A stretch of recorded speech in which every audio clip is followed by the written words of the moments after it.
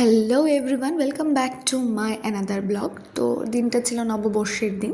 সকালবেলা ঘুম থেকে উঠেই আমরা ফ্রেশ হয়ে গেছিলাম। বর চা বানিয়ে এনেছিল, চা খেলাম, টিফিন করলাম, তারপর একটু ঘরটাকে গুছিয়ে নিলাম, ঘরটা সরে নিলাম, কারণ ওই দিন হেল্পার মাসিরও ছিল ছুটি, নববর্ষের দিন ছিল না। তারপরে বাজার থেকে ও বাজার আনলো, তারপরে একটু রান্না করলাম, আবার স্নান টান করে রেডি হয়ে যাচ্ছিলাম। ও সেদিনের পুজোটা সে দিয়েছিল। তারপর আমি মাঝখানে খেয়ে দিয়ে আমরা রেডি হয়ে গেছি সুন্দর করে। যাওয়ার আগে আমি শাশুড়ি মাকে প্রণাম করে গেছিলাম, বাড়ির সবাইকে প্রণাম করে গেছিলাম, কারণ শাশুড়ি মাকে দেখতে পাবে না, উনি লজ্জা পায় ভিডিওতে আসতে।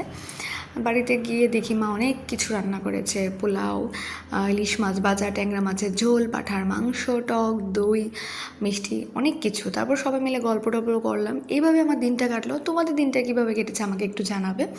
So that's it. দেখা হবে নেক্সট ভিডিওতে। Bye bye.